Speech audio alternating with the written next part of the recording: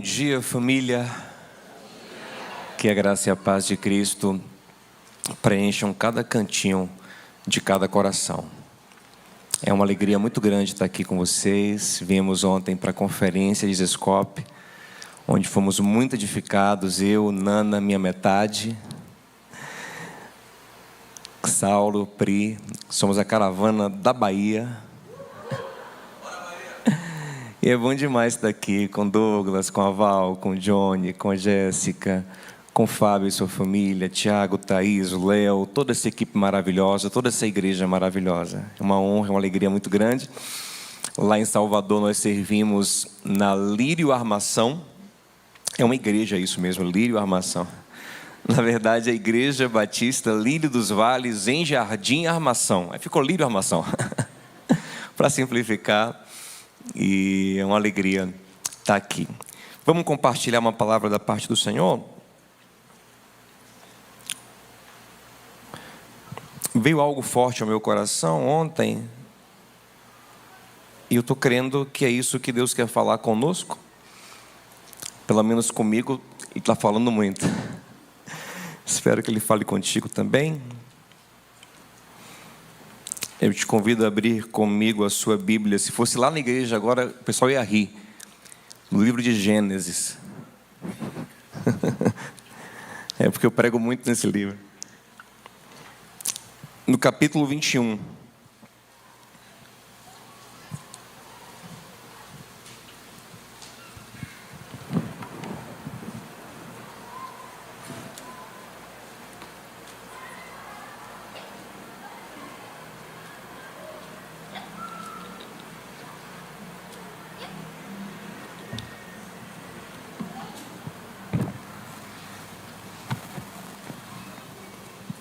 Vamos ler logo no início do capítulo 21 de Gênesis, meus irmãos.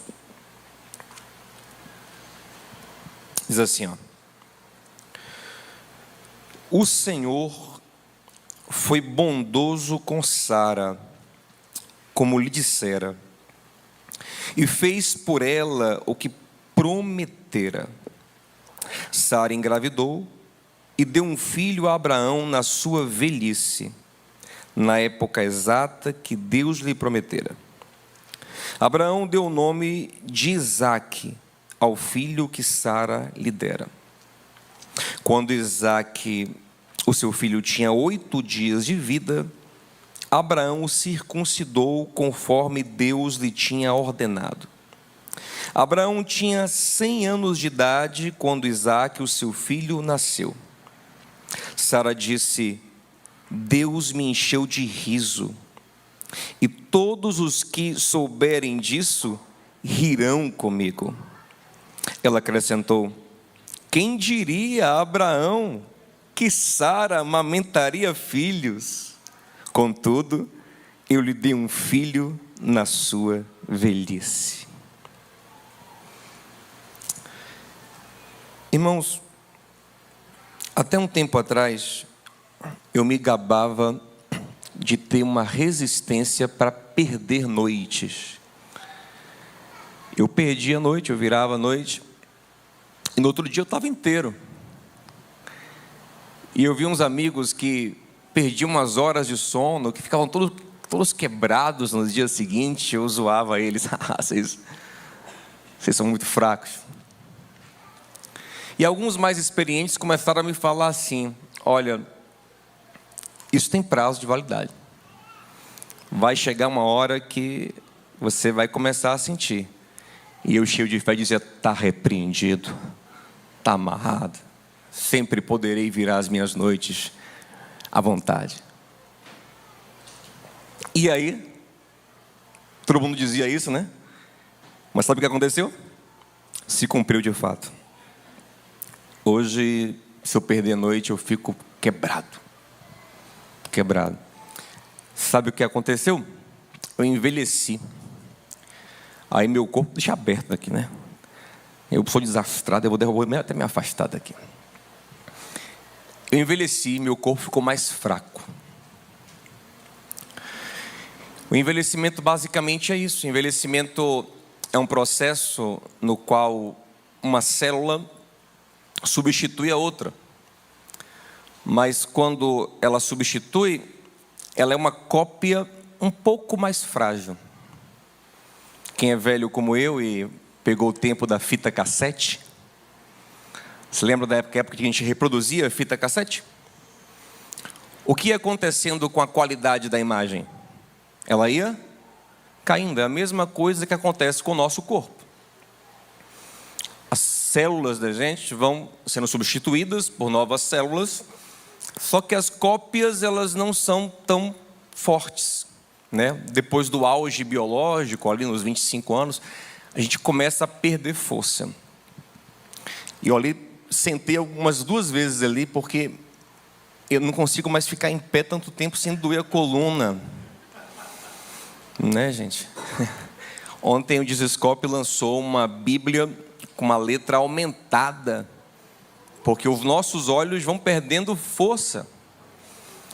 E o velho, além de não enxergar bem de longe, ele também não enxerga de perto. É uma onda, né? Ele fica assim, é uma manobra para o seu olho funcionar. Envelhecer é difícil. E tem uma coisa em nós que envelhece mais rápido, que é o nosso sistema reprodutor, nossos gametas, né? O gameta feminino, que é o óvulo, o gameta masculino, que é o espermatozoide, eles envelhecem um tanto rápido. Então, quanto mais perto do auge biológico você tentar ter filhos, é mais fácil de ter os filhos e é mais provável que sejam filhos saudáveis. Quanto mais você adia isso, mais difícil é de engravidar e mais chance do filho ter algum desafio genético. Porque a qualidade das células, e curiosamente, né? Curiosidade não tem nada a ver com o tema, eu sou assim, me ajuda, Jesus. A concepção é o encontro da maior célula humana, que é o óvulo, é a maior célula humana, com a menor célula humana, que é o espermatozoide. A vida é o encontro do que há de maior com o que há de menor. Mas isso aí é outro tema. Então, o gameta envelhece, e é um desafio isso. E nós estamos aqui diante de um casal maravilhoso, nossos pais na fé, Abraão e Sara. Nesse tempo ainda que eu quero falar, Abraão e Sarai. E eles têm uma promessa de Deus, têm maravilhosas promessas de Deus, dentre elas, de dar a eles uma descendência biológica, de dar a eles filhos. Eles acreditam nisso. Abraão, ele ama Sarai. Eu vou falar logo Abraão, para não ficar Abraão. Abraão ama Sara. Tanto que, quando Deus fala com ele em Gênesis 15 assim: Abraão, não tenha medo, eu sou o teu escudo, grande é a tua recompensa. E ele sinceramente fala com o Senhor: Senhor, que recompensa mais o Senhor vai me dar? O que eu mais quero é filho, o Senhor não me dá. Quem vai herdar tudo que eu tenho é o meu servo, Damasceno Eliezer. Observe que Abraão está dizendo: se o Senhor não me dá filho com Sara, eu não vou ter filho com ninguém. Ele não cogita trazer uma outra mulher para a relação para gerar filhos. Ele fala: eu não vou ter, porque ele pensa a princípio em ter filho com Sara. Aí Deus fala: não, fica tranquilo, vou lhe dar filho. E aquela cena linda, né? Vem aqui fora da tenda, olha para o céu, tenta contar as estrelas. Consegue? Consigo não, Senhor. Assim será a tua descendência. Linda, eu sou apaixonado por essa cena. Aí ele se empolgou, o texto diz em Gênesis 15:6 que ele creu no Senhor. E por crer no Senhor, não por fazer nada, não por mover uma palha, mas por crer no Senhor, isso foi-lhe imputado por justiça.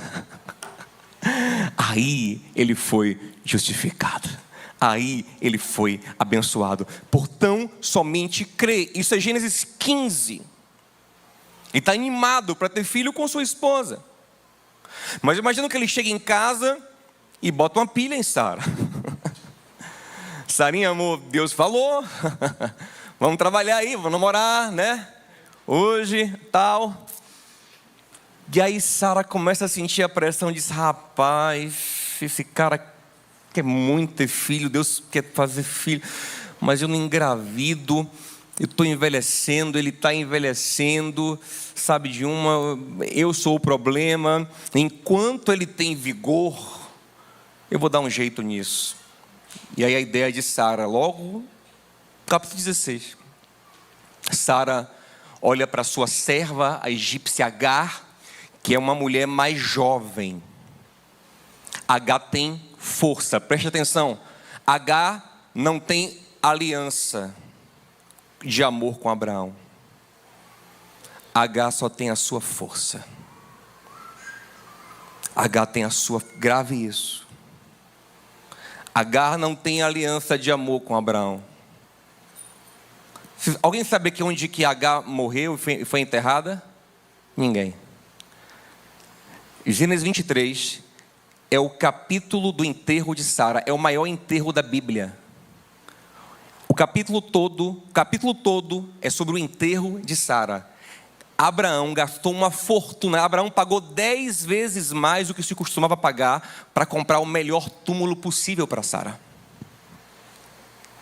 Sabe qual é a última missão da vida de Abraão? Gênesis 24?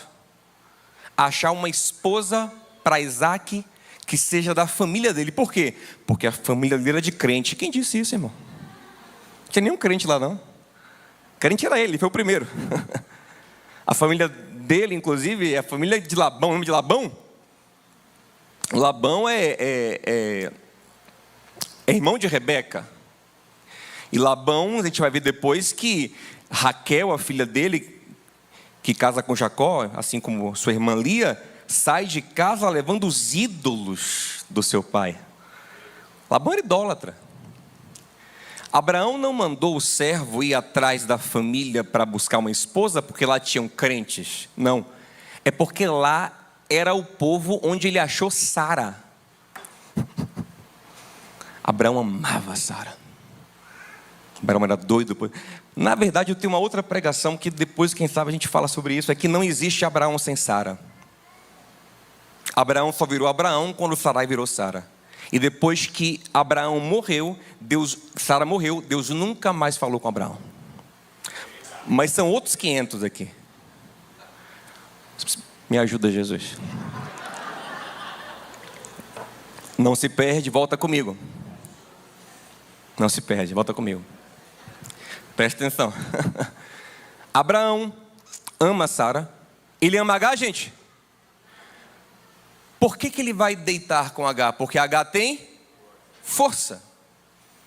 Porque Agar tem algo nela, uma força para produzir um fruto que Sara não consegue. Abraão crê na promessa de Deus de lhe dar um filho? Crê. Mas ele vai tentar ter esse filho ainda com o resto de força que ele tem. Observe que até então, em nenhum momento se fala em Abraão ser velho para reproduzir. Até então não. Até então Abraão é capaz de reproduzir. Sara se vê como incapaz. Eles estão tentando, mas ela não está conseguindo. E o argumento que ela dá em Gênesis 16 é: o Senhor me tem impedido, como quem fala assim, olha, eu até poderia. Ela ainda está no ciclo menstrual, ainda está na fase reprodutiva, mas ela não consegue atribuir isso a Deus. Abraão também tem um resto de força. E eles dizem, pronto, vamos pegar então a força de Agar com o resto de força de Abraão, vamos juntar e vamos ajudar Deus a fazer esse negócio. E eles juntam, e de fato Agar engravida. E vai nascer um menino chamado Ismael. Passam-se 13 anos. Sara agora já está na menopausa. Isso a gente vê em Gênesis 18, 11. Abraão tem agora 99 anos, Sara agora tem 89, já entrou na menopausa. E se era difícil ela engravidar antes, quando ela estava ainda na fase fértil, imagina agora, uma mulher que sempre foi estéril e agora entrou na menopausa. Agora é impossível. E Abraão também está velho, porque não é só o gameta feminino que envelhece, o masculino também, sabia, gente? Abraão também está velho. Não tem mais o mesmo vigor para conjunção sexual, para conjunção carnal. Não tem mais o mesmo vigor no seu gameta. Ele não tem mais o mesmo vigor. Então, quando chega nessa fase em que o vigor de Abraão foi embora, o de Sara nem se fala, já não tinha tanto e agora não tem mais jeito nenhum. Deus então aparece a Abraão em Gênesis 17 e fala assim: Abraão, anda na minha presença e ser perfeito. Como quem fala assim, ó, vou acertar as coisas agora. Agora chegou a hora. Agora chegou a hora boa. E Abraão não está entendendo muito. O Senhor fala assim, ó, o seguinte: você agora vai se chamar Abraão, sua esposa Sarai vai ser Sara, e agora vou dar o filho de vocês. Aí o texto fala, gente, em Gênesis 17, que Abraão cai de joelho no chão e começa a rir. Ele caiu de rir praticamente. Ele está tendo uma crise de riso. Ele está... Que comédia. Imagina. Ele diz consigo, ó, o texto fala, imagina, eu com quase 100 anos, Sara, coitada, velhinha já, vem. Tá aí Ismael, Senhor, não dificulta não, não complica não, usa Ismael aí, ó, o Senhor quer fazer alguma coisa comigo, tem uma promessa para minha descendência, aí eu já fabriquei Ismael, já fiz, usa Ismael. Aí o Senhor fala assim, não tem nada a ver com isso aí, tem uma promessa para ti, Ismael, porque é teu filho, eu vou até abençoar, mas a minha promessa, o que eu vou fazer na tua vida é com o filho que eu vou te dar com Sara. E você está rindo, é? Pois quem vai rir sou eu. O nome do menino é Isaac, que é risada.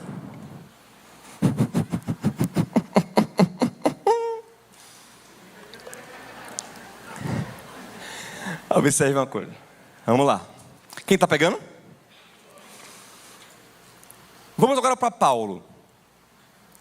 Paulo em Gálatas, eu vou voltar em Abraão, fique tranquilo.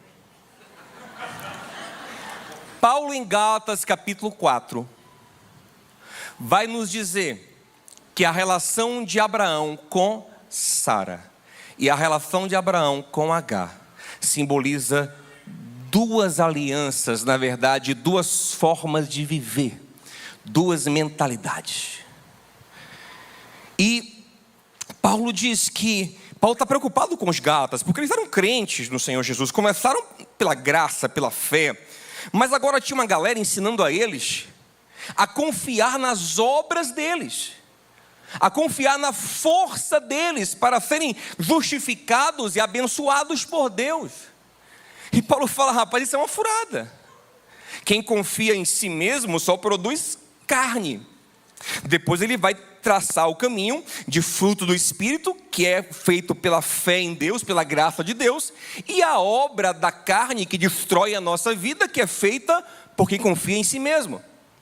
Mas Paulo vai dizer que esse modo de pensar e de agir, que é uma mentalidade, ele também usa a mesma expressão em Romanos 8:5 até o 8, ele fala que é uma mentalidade carnal, é simbolizado na relação de Abraão com a escrava Agar, porque aquela relação é uma relação onde no fundo, você conta com Deus, você conta com a ajuda de Deus, mas a confiança mesmo está na força humana. No fundo, lá no fundo, se confia no que eu sou capaz. É sobre o que eu sou capaz. Mas a aliança, a nova, interessante, né? A mulher velha simboliza a nova aliança. A mulher nova simboliza a velha aliança. Mas a relação de Abraão com a velha Sara, e o que ele concebe com Sara, que é possível simboliza a nossa nova aliança em Cristo Jesus. Porque o que Deus faz em nós através de Cristo é simplesmente, humanamente impossível.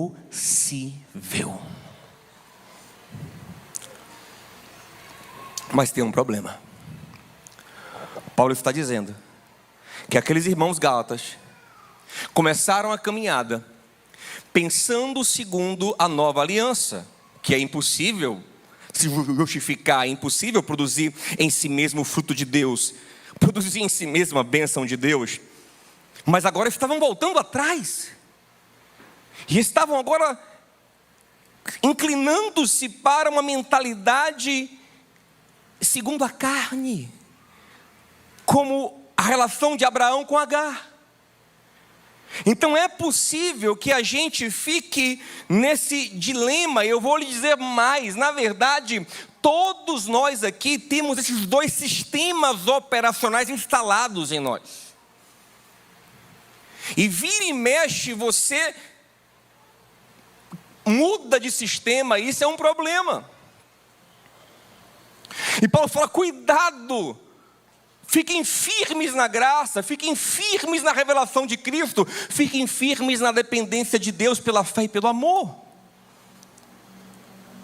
E gente, basicamente para a gente entender, como é que eu sei que eu estou nessa mentalidade carnal das obras?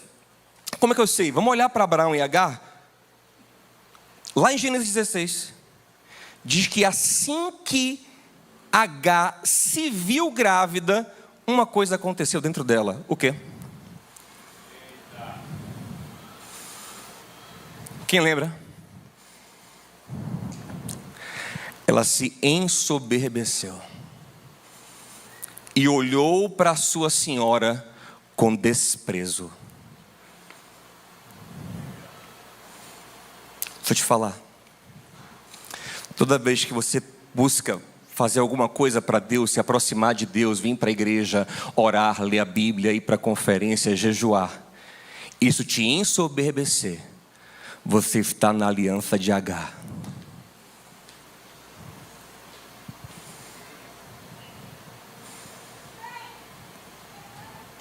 Porque na de Sara, sabe o que acontece? Quando Sara engravidou, nós vimos Gênesis 21, ela se acaba de rir, de tão cômico que isso era. Ela acha graça. Não entende ainda não, Douglas, que eu vou chegar lá, não entenda ainda não, que não perde a graça. Calma, não entenda ainda não, não pode entender já não. Segura um pouco aí, ainda vou chegar no auge da mensagem. Aí você está sabotando a minha mensagem. Depois a mensagem foi ruim e tal, você que está se antecipando. Tô brincando, gente. Gente, eu sou brincalhão, viu? Tô me segurando, porque se eu ficar muito solto, eu brinco muito. Vamos lá. Olha para cá. Sempre que qualquer coisa ligada a Deus te enche o ego, você está operando na carne e usando Deus. Você está confiando em você mesmo. Lembre de Lucas capítulo 18. O Senhor conta uma parábola sobre aqueles, o nome fala assim, sobre aqueles que confiavam na própria justiça e desprezavam os outros. Sempre que eu confio na minha própria justiça, eu desprezo o outro. Então, o fariseu, ele ora falando que faz coisas extraordinárias. Não cometo esse pecado, nem esse, nem esse, nem esse, nem esse, nem esse. Jejuo 2 vezes por semana e dou o dízimo de tudo. Se cair R$10 na minha conta, eu tiro R$1. Aqui, o Senhor, toma. Tudo. Me dê R$1, eu tiro 10 centavos. Que toma aqui, ó. Me dê 10 centavos, eu dou um jeito de achar uma moeda de 1 centavo. Mas o meu dízimo eu dou. Você entende o tom disso? E ele fala, não sou como os demais homens e como esse aqui. Aí ele desce, o Senhor fala, ele desceu sem receber graça. Por quê? Porque ele não confiou em graça, ele confiou no próprio mérito dele. É uma das loucuras desse mundo. Esse mundo está cheio de gente nos ensinando a ser gratos, né? Seja grato.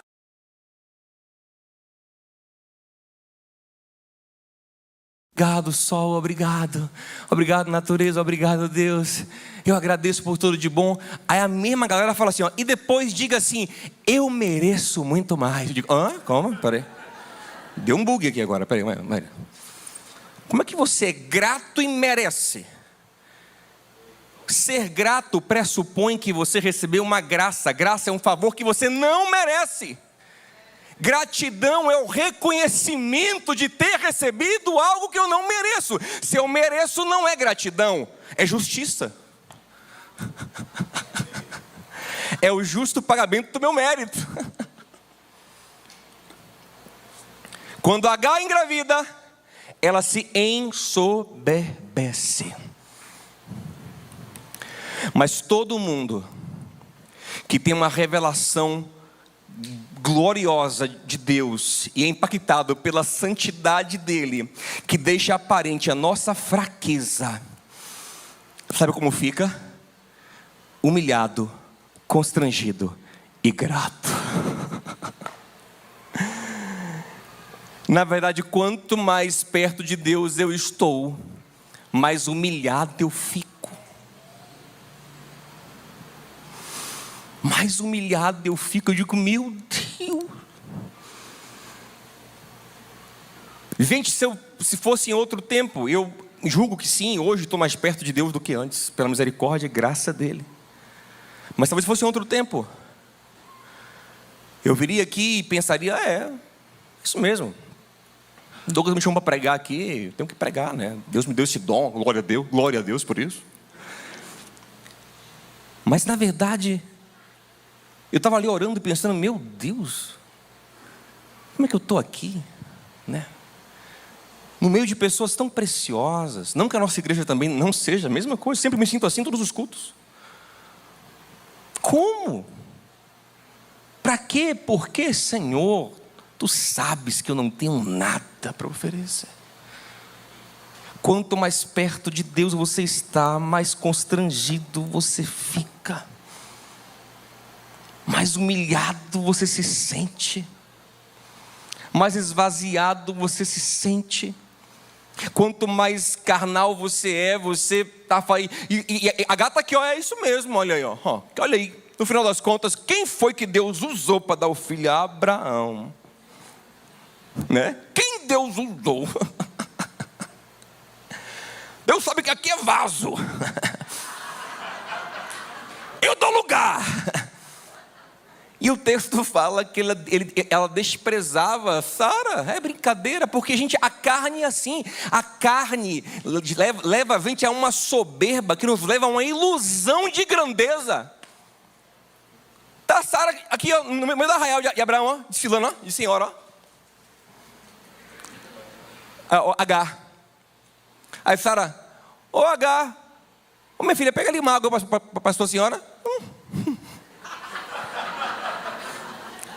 Quem me viu passar na prova e não me ajudou.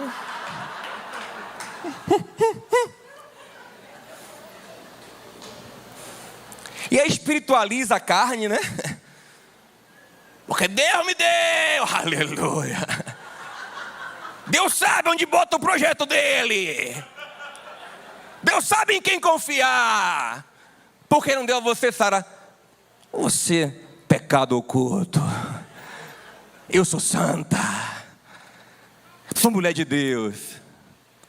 Só que, como a Laura ministrou aqui, né? Quem se exalta será humilhado. Sara, que não tem força, mas tem aliança de graça e amor com Abraão, se queixa Abraão. Abraão fala assim, ela é tua serva, faz o que você quiser. Sara humilha ela, como é soberba, não quer submeter mais, foge, chateadinha. Aí Deus fala, vai para onde, H? Olha como Deus fala com ela, H, serva de Sarai, de onde vens, para onde vais? Aquela velha me humilhou. Deus fala, pois volte e se humilhe debaixo da mão dela. Deixa de ser besta, H. Toca no seu irmão, deixa de ser besta, meu irmão.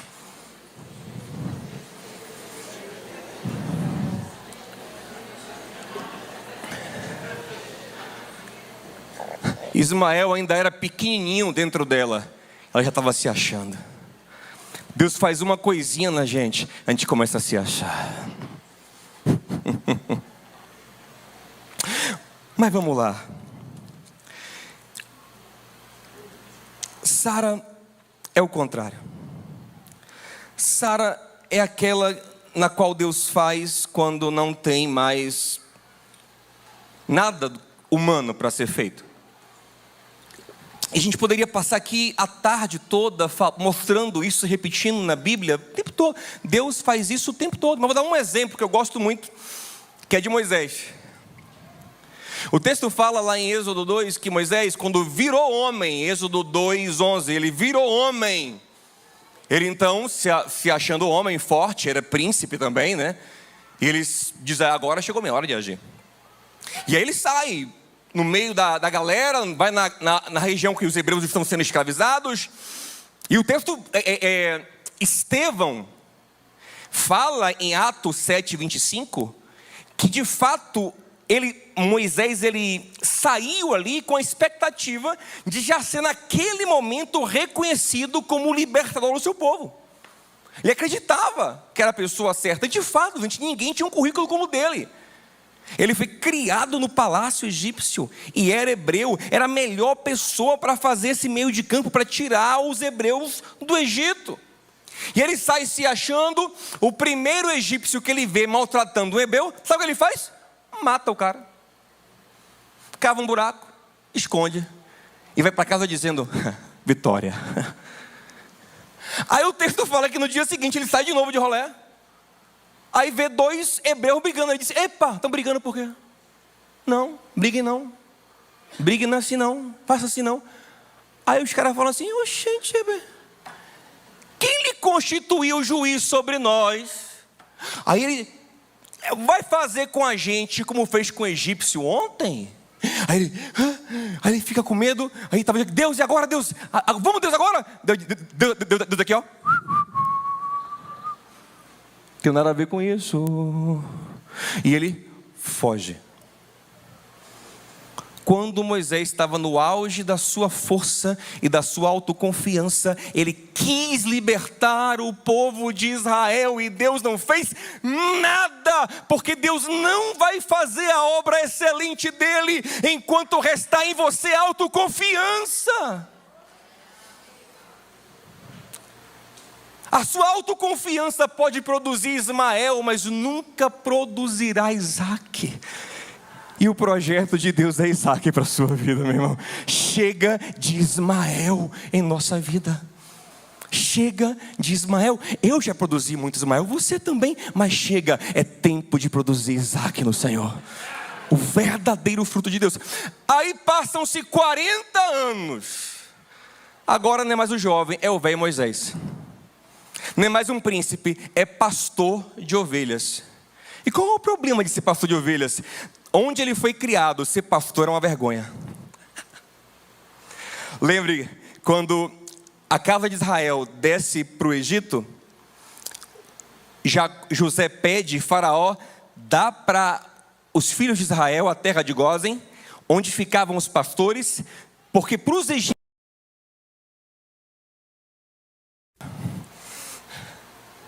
Moisés era príncipe no Egito, mas ele está agora 40 anos fazendo uma coisa que para ele era desprezível no Egito. Está sendo quebrado, moído. O ego dele está lá embaixo. A autoconfiança dele acabou. Nesse momento Deus aparece e diz, Moisés, oi Moisés, muito prazer, sou o teu Deus.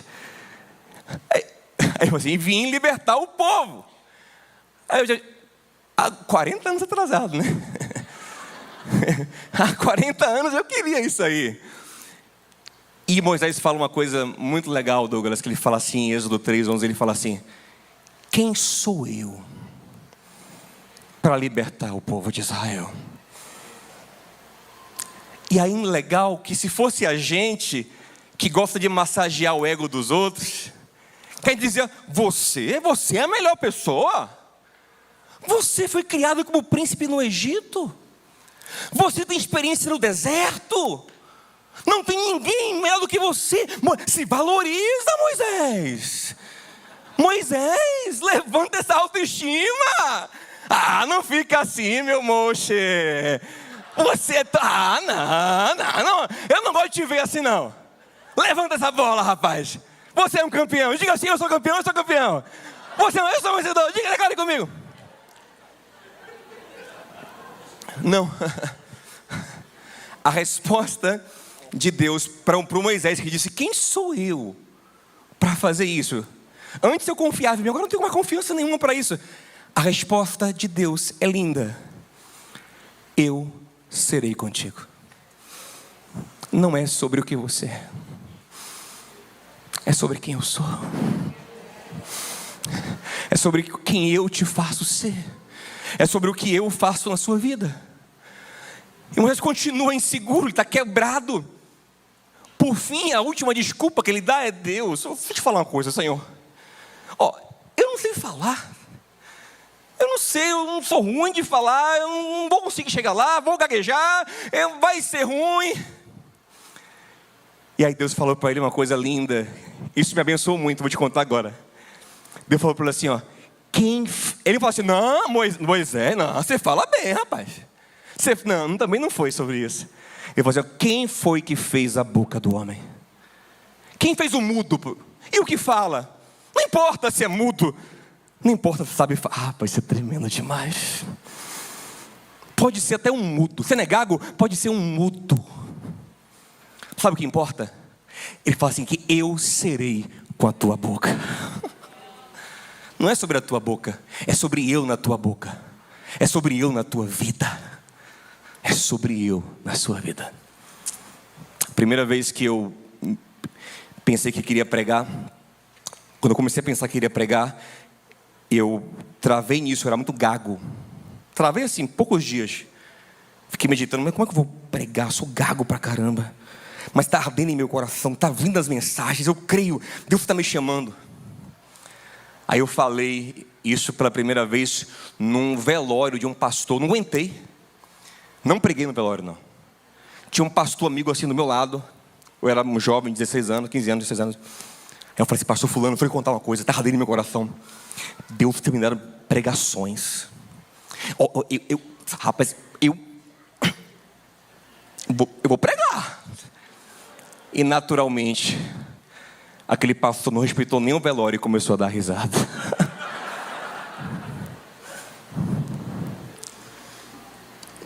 Mas eu também ri. Guarde isso. Eu também ri. Você entende? Isso é importante. Então Deus está dizendo para Moisés o seguinte: não tem nada a ver com você. Olha o que Paulo diz em Filipenses capítulo 2. Ele fala assim: olha, tem uma galera aí se achando no meio da igreja porque diz que é judeu e que guarda a lei, né? E que interpreta o texto no original. Tem a galera se achando aí e tal. Se alguém podia confiar na carne, esse alguém sou eu. Eu sou nascido na tribo de Benjamim, irrepreensível nos mandamentos da lei, circuncidado no 8º dia, um fariseu da mais alta estirpe. Entretanto, tudo isso eu considerei esterco para ganhar Cristo.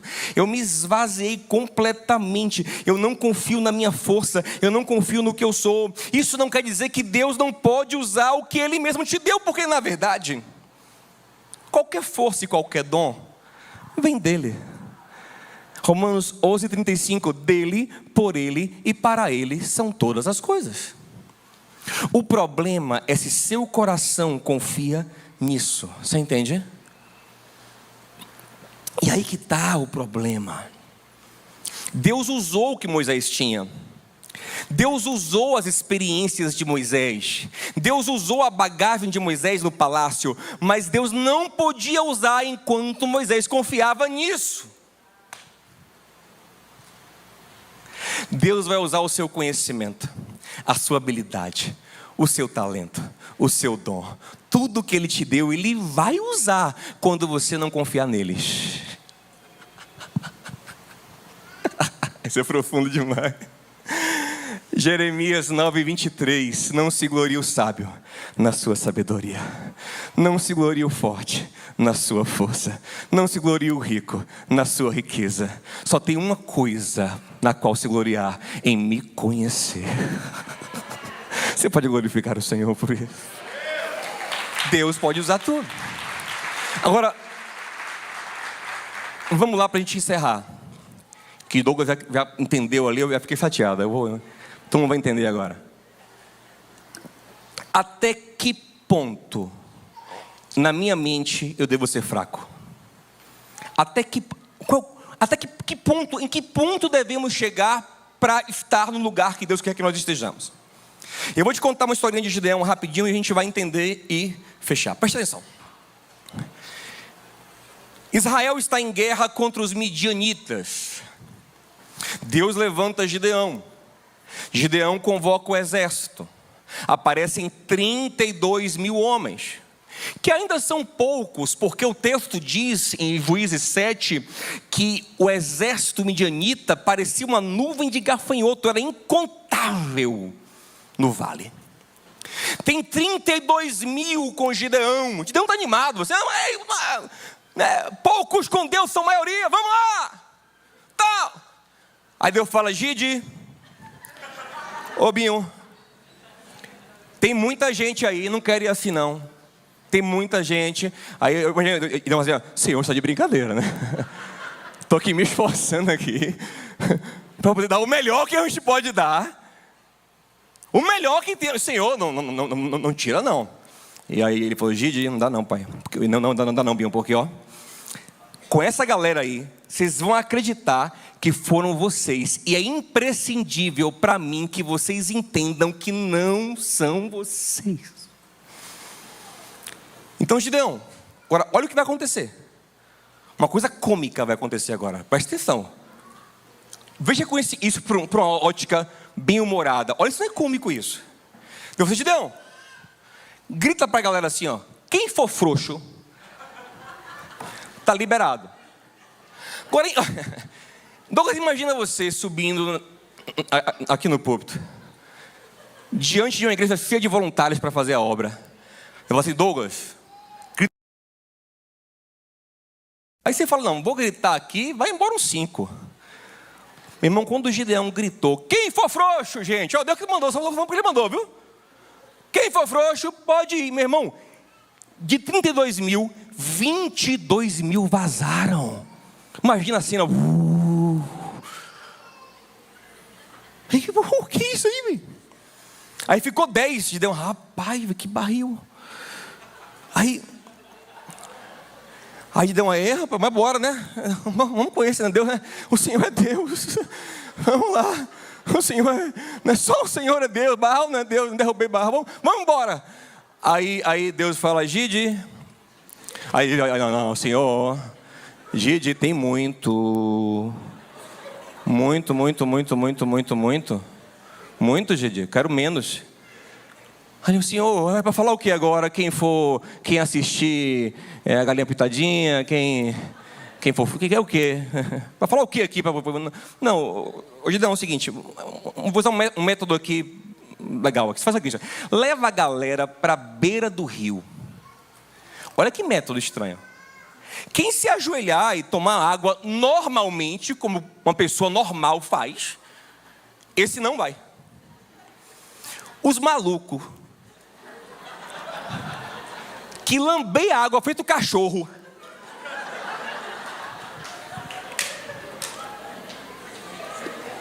esse você leva. E não fala: você está de brincadeira. Não, você está de brincadeira. Vai. Rapaz, velho. Aí vai 10 mil. Imagina, gente, a cena hilária. Gente, beber água. Ele aqui olhando, ó. Acabou, tem um maluco ali, ó. Você, vem. Você, maluco, vem. Aí ele foi catando, no meio de 10 mil, ele catou 300. Doido. Agora, eu lhe pergunto, para que isso serviu na guerra? Para nada, ninguém lambeu ninguém... Não tem nada, não serviu para nada. Nada! Foi só uma maneira de humilhar mesmo, de separar os doidos mesmo. Até porque a estratégia de guerra era ridícula. Os caras iam com a tocha dentro de um vaso de barro assim, ó. Chegar perto do exército de midianita. Quando chegasse perto, quebrava o vaso. Tcharam! E tocava uma trombeta. Por Gideão! E pelo Senhor e por Gideão. Meu amigo. É engraçado. Gideão. Não tem aquele filme Os 300? 300, né? Que é Leônidas, né? E os 300 fortões lá dele, né? Esse é Gideão e os 300 lambedores de água. Imagina, velho. Veja, qual é o gênero desse filme aqui? Hein? Comédia. Isso é uma comédia. Presta atenção, isso aqui é importante. Isso é pregação mesmo, veja. O Douglas que me chamou, viu? Depois reclama. Qual é o gênero desse tipo de filme aqui, gente? Gideão e os 300 lambedores de água. É o quê? É uma ação isso aqui? Isso é uma comédia. O texto fala, quando eles quebraram as tochas e gritaram, o Senhor fez os próprios midianitas se voltarem uns contra os outros. Os lambedores não fizeram nada. E Deus deixou claro que Ele esvaziou para que eles soubessem que para eles era impossível. Aí que está na hora certa. Mas sabe até que nível, para responder a pergunta? Até que ponto? Até o ponto de ser ridículo. Sabe o que é o tema dessa mensagem? Ridículos. Preste atenção. O ponto do nosso esvaziamento é um ponto em que sejamos ridículos aos nossos próprios olhos. Onde seja ridículo pensar no que Deus está fazendo diante de tamanha fraqueza na nossa vida. É para rir. De si mesmo, não de Deus, de si mesmo. E é exatamente o que acontece com Abraão e Sara. Em Gênesis 17, Abraão cai de joelho e começa a rir, pensando nele velho, com Sara velha, dando filhos. Em Gênesis 18, Deus visita Abraão de novo e está falando com Abraão e Sara começa a dar risada dentro da tenda. E ela fica até preocupada porque Deus fala assim, por que Sara está rindo? Ela nega, não, eu não ri não. Ele fala, riu sim, não minta. Ele pensa que Deus está bravo, mas Deus não está bravo não. Porque o próprio Deus disse, isso aqui tudo é uma comédia. O nome do filho, o nome do menino é risada. Porque eu estou fazendo uma coisa ridícula.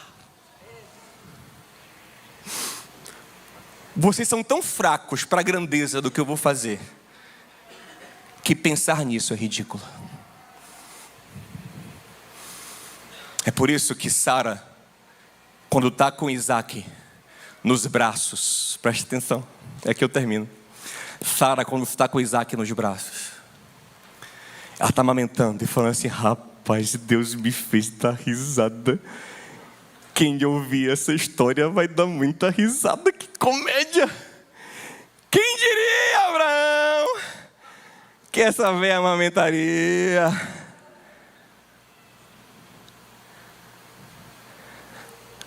Agora, preste atenção. Para chegar nesse ponto onde você sabe que você é tão fraco que a obra de Deus na sua vida é ridícula, é risível. É risível, ridículo, a mesma coisa. Você tem que estar num ponto em que você não acredita mais em você mesmo. Vou contar uma historinha minha, rápida. Quando eu tinha 10 anos de idade, estava tendo aula de natação em meu condomínio. O professor disse: rapaz, você tem condição de competir, você é muito bom, você vai ganhar medalha de ouro nos jogos lá que ia ter lá.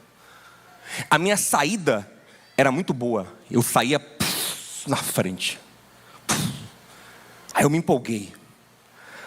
Os jogos eram no colégio militar, e eu fui para os jogos confiando ali que eu era bom. O professor falou que eu era bom, eu via mesmo que eu era bom, eu saía muito rápido. Mas antes de entrar na piscina, eu senti que minha sunga estava meio folgada assim. Mas disse que nada, eu sou bom pra caramba, não tem funga folgada que me parará. Tentei puxar aqui, eu pulei, e realmente aquela minha saída era forte.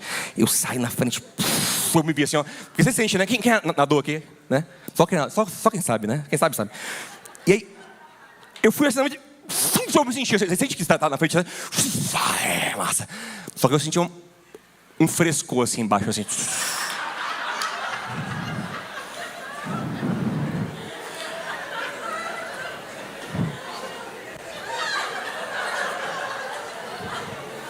Aí eu parei.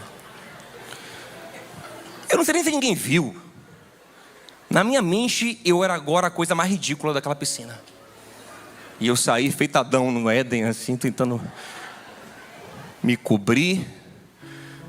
Aí depois, essa medalha de consolação.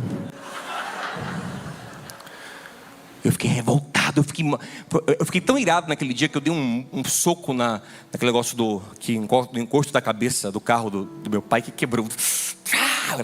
Era maluco. Com raiva, muito irado. Deixa eu te falar. Sabe que eu estava irado?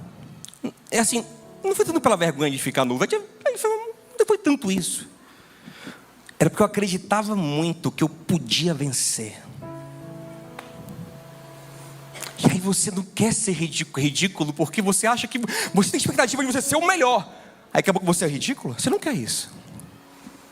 Já assistiram alguma maratona? Já viu uma galera que se ridiculariza? Eles vão de fantasia, eles vão com cartaz na mão. Por quê? Porque eles não acreditam que podem vencer por eles mesmos. E se alguém falar para eles assim: rapaz, você vai vencer, eu vou dar risada. E se um dia, por um milagre, Deus os fizer vencer, eles sabem que não é por eles, porque eles são ridículos. Um milagre aconteceu na vida deles. Eu quero encerrar perguntando a você: você já sabe? Pergunta ao seu irmão, ó, você já sabia que você é ridículo?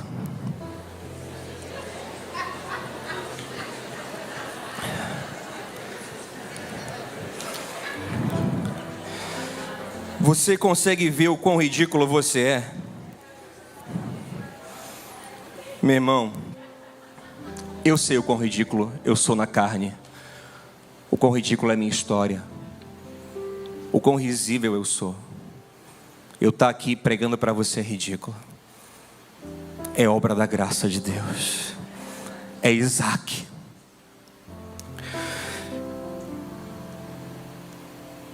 Jesus não foi só castigado na cruz.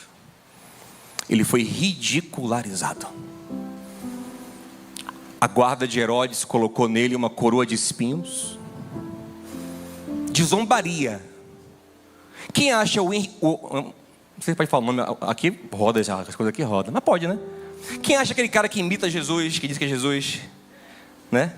Ridículo. Foi o que tentaram fazer com Jesus ali. Ridicularizar.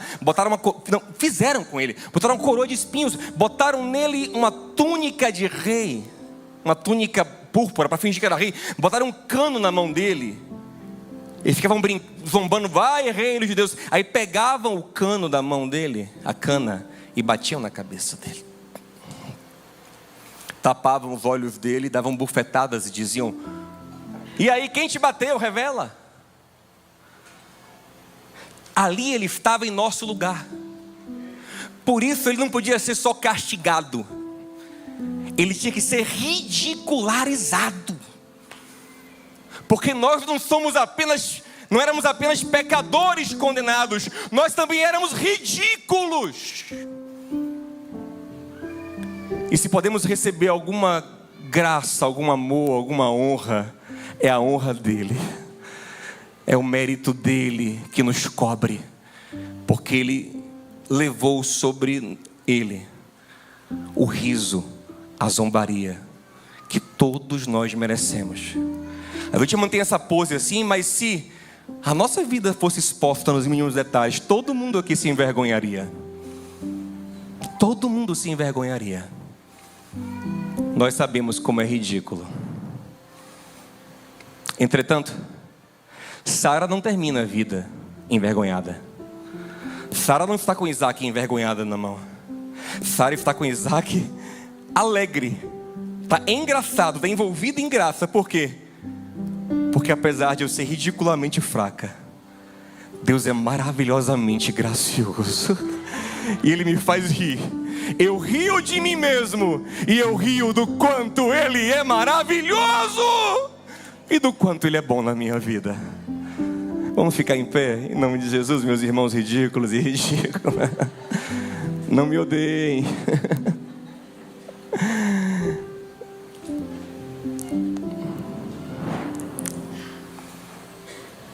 Esse ego inflado.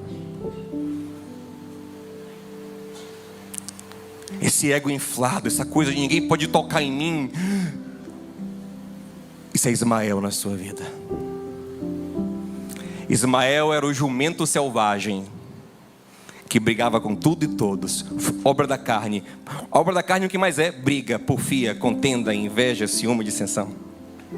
Sabe o que Isaac é? Um cordeiro. Isaac é o homem mais pacífico da Bíblia. Briga com ninguém. Então, briga ele cai fora. Não, briga ele cai fora. O pai fala, deita aqui no altar. Ele deita feito um cordeiro. Porque o fruto do Espírito é paz. Esse ego inflado que se machuca e se ofende com tudo é Ismael. Porque quando a gente está humilhado na cruz, toda zombaria, todo deboche é pouco. Eu merecia muito mais deboche. Eu merecia muito mais escárnio. Eu merecia muito mais vergonha. Se eu recebo alguma honra, ela não é minha, é dele. É dele. Ele levou a minha vergonha. Ele levou a zombaria que estava sobre a minha vida. Eu te convido a orar comigo um minuto. Pai, nós não queremos viver na mentalidade da carne e de Agar, gerando Ismael, confiando em nós mesmos. Ó Senhor, nos leva à compreensão do quão fracos somos, até o ponto de percebermos que na verdade a Tua obra em nossas vidas é motivo de riso, porque nós somos ridículos. Nós somos dignos de zombaria, mas aquele que nos amou foi zombado por nós, foi ridicularizado por nós, para que nós recebamos um carinho, um amor que só Ele é digno de receber. Pai, nos dá consciência de quão ridículos somos em nós mesmos, para que Isaac brote, porque Isaac vem de um Abraão que ri de si mesmo. Isaac vem de uma Sara que ri de si mesmo. Mas Ismael vem de uma Agar que se orgulha. Não, Senhor, nos ajuda a enxergar o quão fracos somos, o quão dependentes de Ti somos. Gera o Teu fruto, a Tua obra, o Teu reino em nossas vidas, meu Pai. É o que nós Te pedimos em nome do nosso Rei, o digno de honra e de glória. Só Ele é digno para todo sempre. Amém.